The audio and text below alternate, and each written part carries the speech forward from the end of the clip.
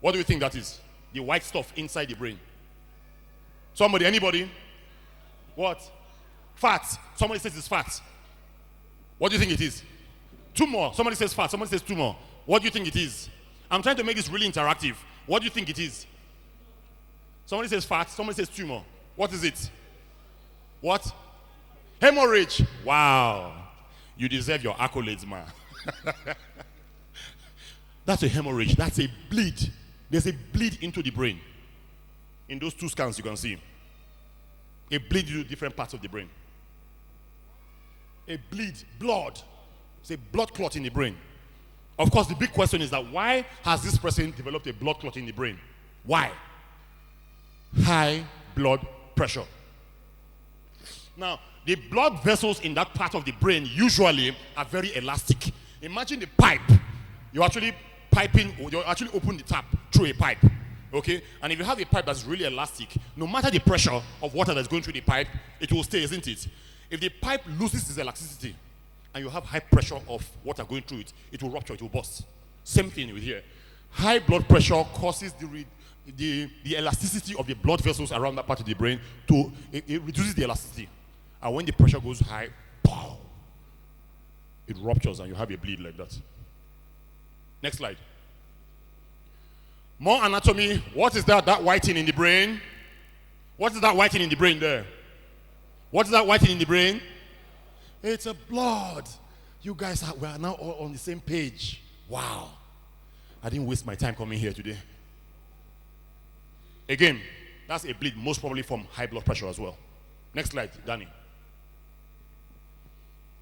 What's that thing there? The white stuff in the middle of the brain there.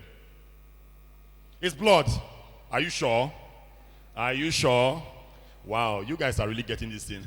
I'm really proud of you. Okay, that's actually blood within the brain. But that's blood in a special part of the brain. We all have plumbing work within our brains. We have water spaces in our brains. The big medical word for it is ventricles.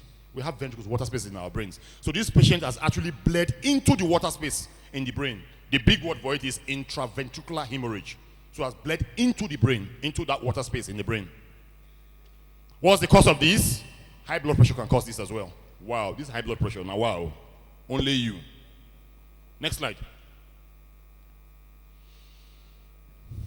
What's that white in there in that part of the brain? What do you think that white in there in that part of the brain is?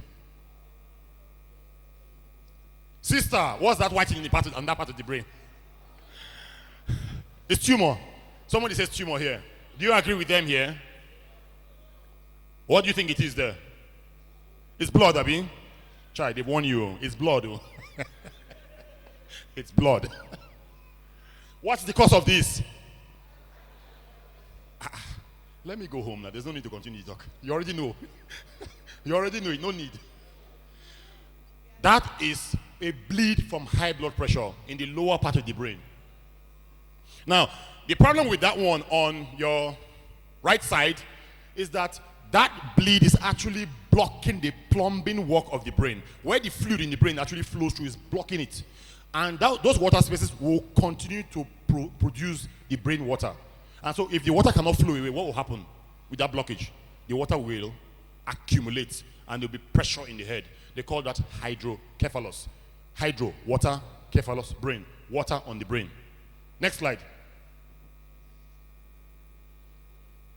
This one is very difficult. You guys won't get this one. Can you guys see anything on this one? What can you see? White everywhere. White where? Where? All around. Okay, but remember what I said initially, that white thing around the brain is actually the skull itself. So look within the brain. Can you see anything interesting within the brain? Okay, you can see black. I can see black too, actually. What else? There's some white somewhere, Abi. You can see some white in some funny places. Nobody can get this one. Like, if anybody gets this one, I'll give the person 20,000 naira. 20 ta. Going. Gone. Okay, is it blood? Is there blood there? Is there blood? don't worry, you've lost the 20,000, but it's congealed blood. It's clotted blood, congealed. I like that word. I should be using that word when I'm talking to patients. Patient, your blood is congealed. Ischemic blood clots.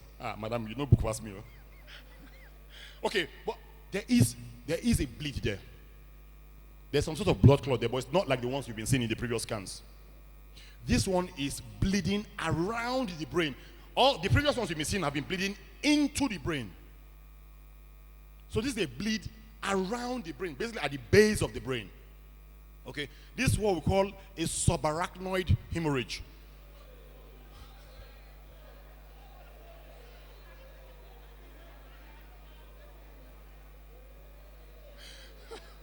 For those who want me to continue, say aye. For those who want me to stop, say nay. The eyes have it.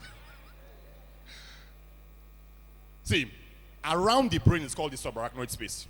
Just around the brain, okay? So a bleed around the brain will be called what? A subarachnoid bleed, isn't it? Okay, but the question will be, what is the cause of a subarachnoid bleed like this? Most of the time when you have a spontaneous from nowhere, a subarachnoid bleed, it is usually from an aneurysm. Has anybody ever heard of an aneurysm before? An aneurysm. An aneurysm is a blister or a weak spot on the blood vessel in the brain. What are the predisposing factors to developing an aneurysm? Number one, what's the predisposing factor? First one. Somebody say high blood pressure. Did you agree with her? This high blood pressure, they cause wahala. Diabetes can contribute, but high blood pressure. What's the second thing? The second most important risk factor for a subarachnoid hemorrhage. First one is definitely high blood pressure. What's the second one? I know we're in the church, but smoking. Usually my friends that smoke, sometimes I tell them joking, I say, continue smoking. I'm sure I'll be operating on your brain very soon to clip your aneurysm. Smoking. Like I said, it's like a blister. It's like a balloon. So what happens is that blister, the wall of that blister, so you have the blood vessel, it's like a pipe, right? It's like a pipe carrying water. But you now have a blister on the end of it. And that blister, the wall is very thinned out. It's not as strong as a normal vessel. So the wall is thinned out, high pressure, water is coming. What will happen to it? It will burst. It will rupture. About 30% of patients who have a subarachnoid hemorrhage don't even make it to hospital. They die immediately. And what do people normally say? Winch don't kill them. They don't shoot an arrow for village. Imagine when I go to the UK, all the people have been thinking that we're dying because of witches or because their brother didn't like them and stuff. I started seeing people in the UK dying, and we were making all these diagnoses. I say, oh, is that what was killing all those people in Nigeria? And they said it was witchcraft. Next slide. Okay, there's something new. No need to save me. Say 20,000. Nobody will get this one. Oh yeah, may we try. What can we see? What can we see? What can we see? You can see blood. Where? When they play Ojoro. Which one? The first one. So the last one here is badly damaged. Okay, what is it damaged by? What is causing it to be damaged? Blood. You say blood. Who thinks there's any blood there on that scan? Is there any blood on that scan, on that brain I'm seeing? Yes. See confidence when people they talk. Yes. See confidence. There is no blood there. I promise you, there is no blood there. When they argue with me. Okay, so what this patient has a stroke, a classical ischemic stroke. Someone was using the word ischemic just then. Ischemic just means that the blood vessel is supplying the brain, something comes and blocks it. And then that part of the brain is not getting blood anymore. No supply. Exactly, I love that word. No supply. And what happens? That part of the brain dies. So the first scan you can see there, patient comes in, the mouth is like this, the hand cannot move. The hand cannot move like this, and then they do that first scan. And that first scan actually does not show anything. And why does it not show anything? Because once you do a scan as fast as that, when the patient has a stroke, you will not see much. But if you repeat the scan again, you can see the second scan, can you see the black area on that side? of the scan, the black area, that's that part of the brain dying already. Okay? And if you look at the one this side, that's even worse. That part of the brain is dying. There's what we call inflammation, and there's swelling of the brain. And because there's swelling of the brain, and because the skull is a rigid box, it cannot bounce and open like this. There's now high pressure in the head. These kind of patients will probably need an operation. Probably. To take the bone off and release the pressure. If not, they die, unfortunately. So this is a proper ischemic stroke, not a bleed. A bleed is a rupture of the vessel and there's a bleed into the brain or outside the brain or something. But this one, the blood vessel itself is blocked and there's no flow or no supply, like my friend rightly said. Next slide, please, Danny.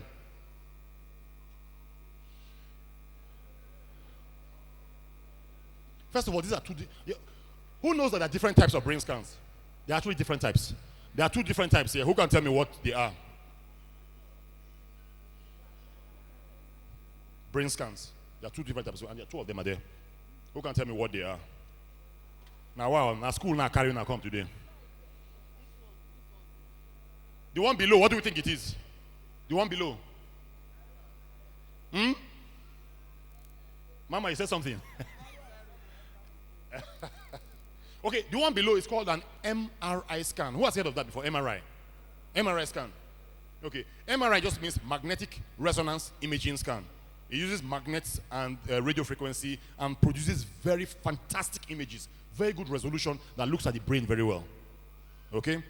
The one on the top, what's that one called?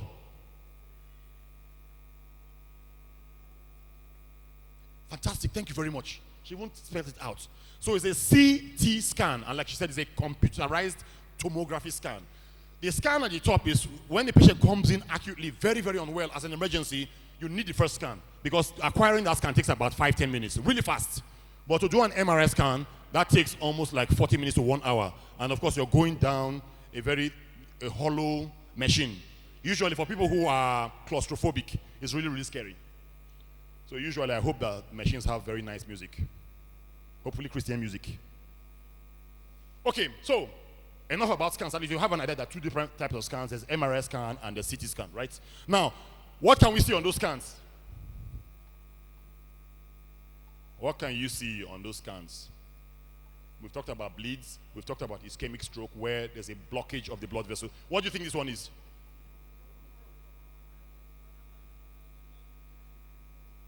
You think it's tumor? Who thinks there's any tumor there on that scan? Who thinks so? Okay.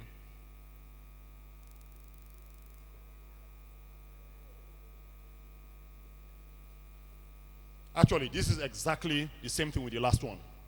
This is an ischemic stroke. But this time, this stroke is actually affecting what we call the hindbrain. Can you see where my hand is? It's affecting the brain. You know, the main part of the brain is up here. But there's what they call the hindbrain or the cerebellum. The hindbrain is the part of the brain that helps you coordinate, helps you be able to walk in a straight line like this. If you have problems with the cerebellum, you start walking like someone who has taken some shekbe, some supply water. Okay, you probably start walking like this. Okay, so this patient has actually had a stroke. The blood vessel supplying that part of the brain has been blocked. Okay? Now the problem here again is that plumbing work again. Because of this stroke, that part of the brain can swell and close up the drainage of the waterworks in the head. And what did this patient develop? I said it before. Hydrocephalus. Okay? Next slide, please. Okay. How many of us have heart here? How many of us are... Because I'm about to show you something that there's blood on it. How many people can actually watch it? How many people can watch it? There's blood on it, oh. Blood. Who wants to close their eyes? Huh? I've warned you, there's going to be blood, oh. Okay, Danny, you're going to help me with this. There are some videos here, but I'll tell you what to do. I'll tell you what to do. Now, let me tell you a story. Thank you very much. Let me tell you a story. So, in August 2017, this 36-year-old lady, she develops a sudden onset of headache. Bang! On the left side of her head. And then, like 1 week down the line, she develops what we call ptosis. Who knows what ptosis is? Can you see her scan? What can you notice from her picture? What do you notice from her picture? So ptosis basically means you cannot open your eyelid. Okay? And also, if you examine her, she has a frozen eye on that left side as well. She cannot move her eye up, down, side. She has a frozen eye. So what is the problem? This lady lives in Lagos. What is the problem with this lady? Of course, Nigerian healthcare system. She goes to hospital, and what do they diagnose? What's the diagnosis? Malaria and typhoid. Anywhere you go in hospital in Nigeria, malaria and typhoid. Malaria and typhoid. May God help us. Finally, somebody engages their brain a little bit and says, oh, we probably need to do a brain scan and do some other images. So they do a standard brain scan, but they go ahead and do a special brain scan called a CT angiogram. Angio is blood vessel. So angiogram means doing something to look at the blood vessels in the brain. Now, Danny, there's a video after this. You need to actually click on the play. So you need to click on the play on this. Look for the play. Yeah, see play there. Can you see the arrow for play? Yeah. Thank you very much. Now this is the blood vessel. After doing the scan, they've teased out just the blood vessels to show only the blood vessels. Can we see where the problem is then? Are you playing it? No, the next one back. You need to play the one back. Go back. Yeah, so play this one. Yeah, play it there. Very good. Thank you very much. Click on it and play it. Thank you. So the arrow is pointing to where the problem is. Can you see the blister there? It's like a big outpouch. It's like a balloon, isn't it? That is an aneurysm. This lady actually had an aneurysm, a really large one, that was pressing on the nerve that helps her open her eyes and helps her move her eye on that left side. This aneurysm had not ruptured, but it's what I describe as a symptomatic aneurysm because it's grown big enough and it's causing pressure on those very key vital structures in the brain. Okay, when an aneurysm is symptomatic, it starts growing like that, it is about to rupture. And remember what I said about a ruptured aneurysm. 30% of patients to 40% don't even make it to the hospital. They die on the spot. Terrible disease. Absolutely terrible disease. So this lady came all the way from Lagos to see us in Abuja. There are two ways of actually treating such patients. One of them is doing what we call endovascular coiling. It's a minimally invasive procedure. Usually the radiologist, who is an X-ray doctor, does those kind of procedures. The minimally invasive, they actually go through the groin of the patient with a very small tube and feed that tube all the way in the blood vessels around the heart up to the brain and actually get to where that outpouching or where that blister is or where that aneurysm is and deploy platinum coils inside it to wall it off. Basically what they are trying to do is to prevent it from bleeding. Because you know if it bleeds, we know what will happen, don't you? We all know what will happen. So that's one of the first ways of treating it. In fact, in the UK where I'm trained, more than 90 to 95% of patients, the neuroradiologist who does these procedures has first refusal for looking after such patients. Now, in Nigeria, do we have this kind of technique or have this kind of technology? No, at this particular point in time. What's today? 10th? 11th. Today, 11th of October 2019, we do not have this kind of technology. We are hoping that very soon we will. There are many people who are talking about, oh, we are bringing this kind of technology. But now we do not have it, unfortunately. What's the second type of thing that we can do for such patients? We can do a box standard brain operation to actually go under the brain, do a proper brain operation, do all the cuts on the head and everything, and go to where this aneurysm is and put a clip at the neck of the aneurysm to prevent it from bleeding. Because you know what, if it bleeds, what happens, don't you? Now, such an operation is classified as a complex brain operation. It is not for the faint-hearted. So this lady came all the way to see us in Abuja, and we operated on her. Can you show the next video? So this is the video where you need to close your eyes if you're scared. Yes, please, close your eyes. Now, that is the aneurysm at the front there. That's the clip. To actually clip the aneurysm, to put it. Okay? And then I'm not very happy with that clip. Because the clip is probably taking some other blood vessels that will cause a stroke. So I changed it. I put another one. And then the one I put before, I removed that one. This actually happened in Nigeria. People don't think that this kind of thing can happen in Nigeria. So, I put the clip, I'm really happy with it. Can you see the aneurysm? It's like a ball going that way. Then I puncture the aneurysm. Yeah, puncture it. To actually deflate it. Because remember, it's causing pressure on that nerve. And then I cauterize it, and it shrinks down a little bit. You can clap for me now. So, can complex brain surgery be done in Nigeria? I leave the answer to you. The next slide is actually the next slide is quite exciting. Oh, do you know what? Go back again. Go back. Go back. Go back. Can you see that? Can you see that? Everybody, can you see that? Move forward again. Move forward. Forward. And one more time. One more time. No, don't play it. Just go to the next slide.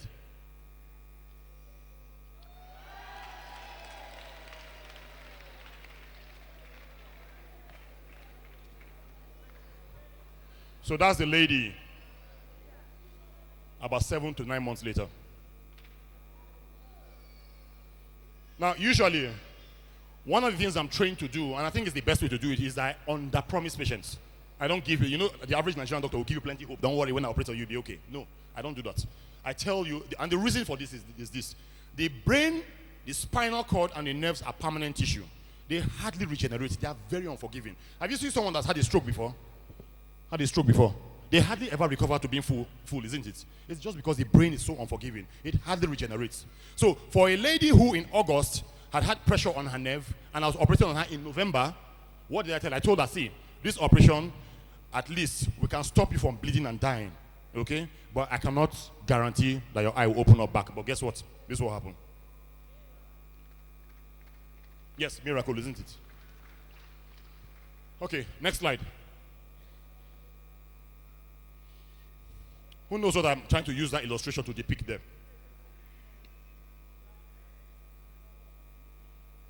Who knows what that depicts? Okay, see, I said something just now. The brain is very unforgiving, isn't it? If someone runs into trouble, how many minutes do I have? 10 minutes. Wow, that's even too much. If someone runs into trouble with the brain, a stroke, a bleed, any of these problems, okay? Time is of the essence. The earlier you intervene on such a patient, the more likely you are to have a good outcome for the patient. So that basically means time is brain.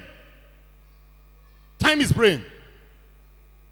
And brain is time. Time is brain. If you lose time, you run into very big trouble. The earlier you intervene on the patient, the better.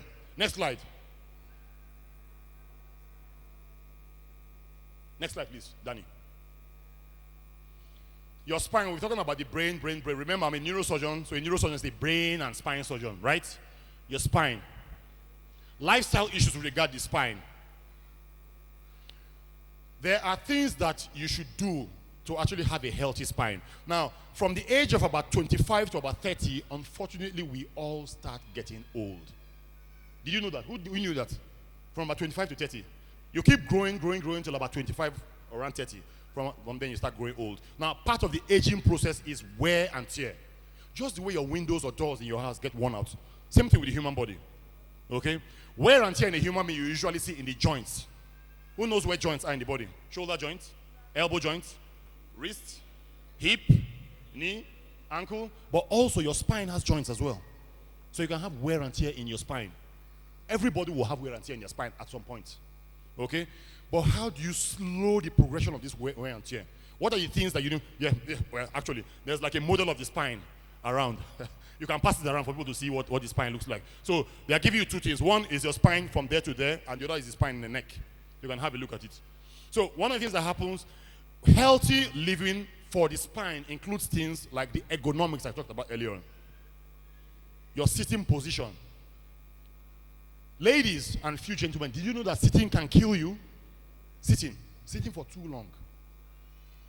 Sitting for too long. If you sit for more than 1 hour, 1 hour can kill you. So even if you're on a conference, 45 minutes, 1 hour, please stand up. Shake body before you sit down. Your sitting position, if you sit down like this, you're putting pressure on your spine. Okay? Manual handling techniques. The physiotherapists are very good at teaching manual handling techniques. Instead of bending down to pick something like this, the best way to do it is like that. Okay? So those are some key things with your spine. What are the issues that can happen with the spine?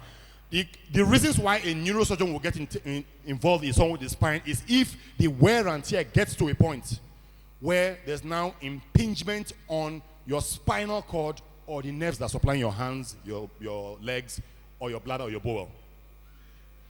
And those kind of patients will need operations. But preventing it is what I'm talking about. Healthy spine. Doing exercises that strengthen the muscles around your spine. Walking properly. Adopting very healthy postures. Remember, we're talking about lifestyle here. Next slide. Well, the exercises are more the physiotherapists that will teach you the exercise. That's above my pay grades. But there are exercises that strengthen your back muscles. Swimming is very, very good. Who can swim? I can swim. I'm like a fish.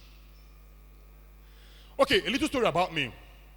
In my 4th, 5th year in medical school, I told my colleagues that I was going to become a brain surgeon. And in medical school, when I was in my 2nd year, I used to do freestyle rapping. As you can see, I'm like a groove guy, isn't it? And the first thing they said, you, brain surgeon, and they all laughed at me. 2006 February, I landed in the UK to pursue my dreams to become a brain surgeon. And when I got to the UK, they now said, fine boy, come. Become a brain surgeon, Abi. Is that what happened? No, I went through the mill. They actually drilled me. I went through lots of challenges. And I was trained very well. One of the first things that happened, I came back to Nigeria in August 2016. And the first thing that hit me is that people were always like, this small boy, a brain surgeon. Fear no, let this one touch my head. You know, in Nigeria, you guys are very aged. For someone to actually look after you and do this kind of operations, they must be very old and be walking with one stick like this. They have experience. Abi? I mean, I don't even help issues. I'm always wearing cowboy boots, wearing jeans. I hardly ever, consultants in Nigeria, they like wearing suits. But one of the things I want to do is demystify all those things. I'm extremely well trained. In fact, I'm one of the few people around that can do this kind of surgeries. So, the question, many people ask me, how can you be trained in the UK? Guess what? My wife and kids are still in the UK. I still stay in the UK, but I'm based here in Nigeria. So the question is like, this guy, you must be crazy. How can you train in the UK, become a brain surgeon in the UK, and come back to Nigeria, where people are suffering, where this is a harsh and stuff? And I tell them, I see, somebody must lead the way. A tree cannot make a forest. But guess what? A tree can start a forest. So that's a little story about me. I am really grateful to someone like my wife. She has supported me all through. She believes in my dream. And my mantra is the Nigerian patients are worth it. And people always ask me, where did you get that phrase from, or that sentence? The Nigerian patients are worth it. And how did it come about? When I got to the UK, the first thing that hit me is that these guys in the UK, they don't have anything. It's just that they have strategic leadership that's interested in the welfare of the people. They don't have anything. We even have more than this in Nigeria. And I looked at the National Health Service, the NHS in the UK. And I could see this patient-centered care thing, this drive to actually really properly look after patients. And the first thing that came to my mind was that, but Nigerians deserve this kind of care as well. And that's where that phrase came out. The Nigerian patients are worth it. Somebody help me say that the Nigerian patients are worth it. Next slide, please. This is me wrapping up. So, for me, next slide, Danny. For me, the capacity to provide what I call quaternary care. There's primary care, secondary care, tertiary care. Primary care is your primary health centers, okay? People that provide care with malaria, typhoid, and stuff. Secondary care is your general hospitals. Tertiary care is your teaching hospitals, national hospital, federal medical centers, and stuff. Neurosurgical care is actually quaternary care. It's even higher than tertiary care. Because when you're looking after such patients, it is not a joke at all. Every time I operate on a patient, especially in Nigeria, where we have big issues of post-op care, I don't sleep. Nigeria has made me like this. I was much lighter than this before. So you need the appropriate human resource working as a team. Teamwork. All these ones in public hospitals that nurse is fighting doctor, pharmacist, we don't need all those things. You need strategic leadership. Leadership that is really concerned about the people. The leadership in Nigeria, let's tell the truth, are they really concerned about us? They are not. Let's not deceive ourselves. We have also definitely need facilities and equipment. And of course, we need technology as well. You cannot deliver care that is of quality, safe, and of some sort of standard, even though you have technology, facilities, equipment, and you do not have the human beings that have the head and the heart. It will not happen. And that's why part of the strategy to actually bring change about is for you to be empowered, for you to know your rights, for you to know about preventive health care, for you to take action with regards to preventing any of these things. The problem in Nigeria, one of the things we need to do in Nigeria is to strengthen our primary health care. Imagine a poor man, 60-something-year-old man in your village has a stroke, no money, nothing. he's doomed. So let's prevent that stroke. Let's make sure it doesn't happen. Next slide, please. Now, we talked about capacity. This is Citadel Medicals and Diagnostics where I work. You can see operating microscope. Next slide. Just to show equipment. People always say we don't have equipment. This is it. Next slide. Next, so that's the theater where we do all this, make all this magic happen. Next slide. And of course, we have an ICU as well. Looking after critically ill neurosurgical patients requires ICU care, intensive care, critical care. Next slide. Is it cheap to access such services, neurosurgical services? Is it cheap? Most of the time, when I'm talking to patients and stuff, they are like, well, it's too expensive. And the question I ask is, okay, I tell them, I say, Citadel Medicals and Diagnostics, they have invested millions into buying all those equipment to make sure that they can provide these services. They are not federal government, they are not state government, they are not FCT. Do you think they should make their money back? Do you think that the fact that such people have actually bent over backwards and provided such equipment to actually reduce the amount of money people spend by going abroad? Accessing such care in Nigeria is not. Have you noticed that I actually tell you the way it is? That I don't hide anything. I'm actually very straightforward. It is expensive in Nigeria, but guess what? When you look at comparative cost, it is definitely cheaper than going out to India or UK or US. Going to US, for example, is like 10, 15 times the cost. Someone is going to US to do a brain surgery, and they are saying $250,000. Please do the maths. But it's not cheap at all. When it comes to the 3 A's of healthcare, affordability, accessibility, and availability, we are still struggling with affordability and accessibility. Thank God for the private health sector for providing availability. At least some of these are becoming available. Next slide. For us, for me, Douglas Emeka Okor, what drives me, what makes me wake up every morning is that we want to get to the point where we can provide services for Nigerians that are safe, that have some level of quality and some level of standard. And I'm proud of myself that my coming into Nigeria is giving my colleagues heat and making sure that they're raising their bar to provide better services for Nigeria. Next slide, because the Nigerian patients are worth it. God bless you all, and God bless the Federal Republic of Nigeria. Cheers.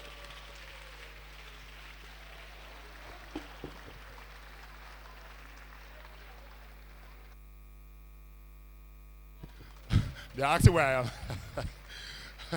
Where are you? So I'm based in 3 places. Most of my complex surgeries are done in Citadel Medicals and Diagnostics. It's in Gwarimpa. You know Gwarimpa? First Avenue in Gwarimpa. Citadel, Z for zebra. Citadel Medicals and Diagnostics. So I do most of my complex brain surgeries there. But I'm also a visiting consultant to Gariki Hospital. So Gariki Hospital. Who knows Gariki Hospital? Yeah, so my clinics are on Mondays in Gariki Hospital between 9 a.m. and 1 p.m. It's the same thing. It's all the same thing. Chichi, they are refusing. They don't want me to give you the mic. Praise the Lord. Doctor, please don't go too far. We still have Dr. Okor here. It's question and answer time. If you have questions, let's see your hands. Number 1, 2, 3, 4. And I'll ask my own. 5. Who's with the other microphone, please? Number 1. So I don't know, do we take all the questions and then you answer, or you want to respond? Because we just have 10 minutes. Okay, question 1. Good morning, doctor. Just call me Douglas. I don't do this doctor thing you do in Nigeria. Douglas is my name. Good morning. We heard so much. Thank you for coming. We heard so much. We would like to have more enlightenment on preventive. You talked about aneurysm. What causes it? How do you prevent such things? The accidents, the brain clots. What do we do to ensure that we don't get to such serious situations? Thank you. Great question. Really great question. Prevention. Because that's what this is all about, isn't it? Lifestyle is all about prevention. High blood pressure. High blood pressure. What causes high blood pressure? Or what predisposes you to high blood pressure? Being overweight, sedentary lifestyle, no exercise, stress. One of the reasons I can't stay in Lagos. Stress. Smoking, alcohol. So these are what we call modifiable risk factors. And we can actually do something about them. Even if you develop high blood pressure, Remember what I said in the beginning? That the wise and prudent person sees danger and what? Takes refuge. Isn't it? While the simple, they continue the same pattern and lead to destruction. So for example, a prudent person seeing danger might be, I have high blood pressure. A doctor has diagnosed high blood pressure, right? You need to actually take your medication to actually control that high blood pressure. I know we are all Christians, we believe in miracles and stuff like that. But the key thing is this: why would you choose to use technology like TV, like phones, your iron to iron clothes, but you refuse to use technology like medication? Why are you choosing which one to take?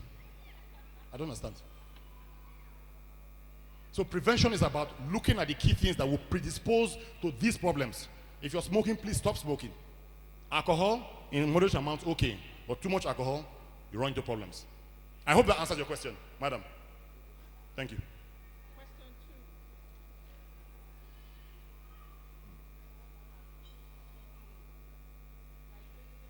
2. Thank you for calling me my name. I really appreciate that.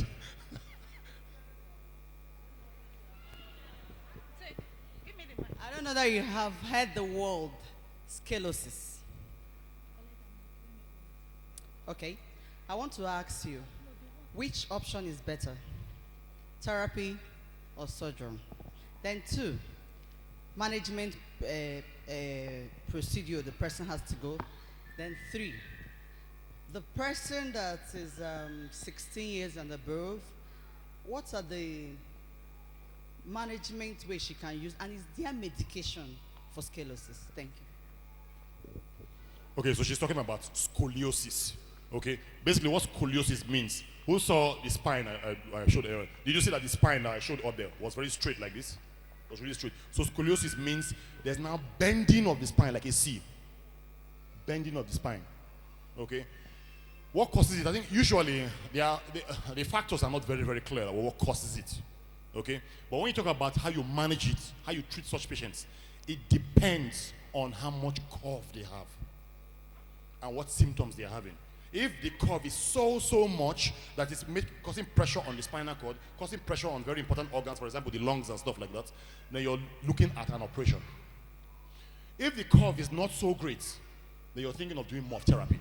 So it depends on the amount of the curve and what that curve is doing in terms of the symptoms. If it's mainly just pain, then you can look at if it's mainly just pain and the curve is not that much, then you're looking at something like physiotherapy. If the curve is really much, the patient is already having shooting pains down the leg or not able to move one leg, you're definitely looking at surgery at that point. Okay? Does that answer your question? Medication. Well, medication mainly will be based on the symptoms that the patient has. So for example, if the patient has shooting pain down the legs, okay, we use what we call neuromodulation medication. They are mainly for nerve pain. Neuromodulation medication. If it's causing pain on the muscles, because what can happen is that the stress on the muscle can cause the muscle to go into spasm. So you can use muscle relaxants and you can use standard everyday painkillers. Okay? But like I said again, I'll repeat this. For scoliosis, bend is not too much, more going to physiotherapy and using braces as well. You've heard of braces? They use braces. And then you do things like using the betting balls, the balls, but you try and bend the spine back and all that. But all that is in the remit of the physiotherapist. But by the time you have so much curve, it's causing major problems. You're going into the remit of surgery. I don't do surgery for scoliosis. I do complex spine, but not scoliosis is more of what we call deformity surgery. Spinal deformity surgery. I'm not interested in that. But I do other complex spinal procedures. Okay, thanks. Good morning, doctor. I want to find out whether pain on the neck it has something to do with brain or spinal cord. So remember what I said before, from 25 to 30, what happens? You all start getting old, isn't it? Part of the aging process is wear and tear in your joints. Do you have joints in your neck? Okay, so if you start having wear and tear in your joints in your neck, what will you have? Pain. You will have pain, okay? But can you get to a point where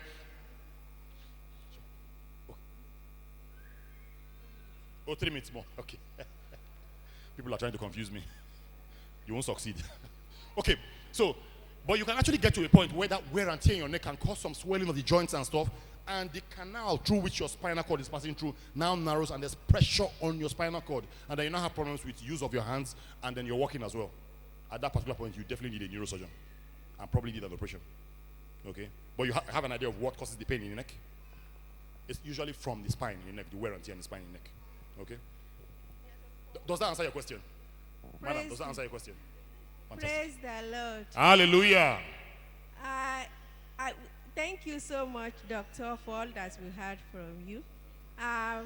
You told us about high blood pressure, but we want some people do have low blood pressure. What causes this, and what can we do or prevention to prevent it? Child. Mama, you're asking me very difficult questions. Well, okay. No problem. So we're taking all the questions, so we can just wrap up. Thank you, Doctor. My question is, you've shown us different deformations in the brain.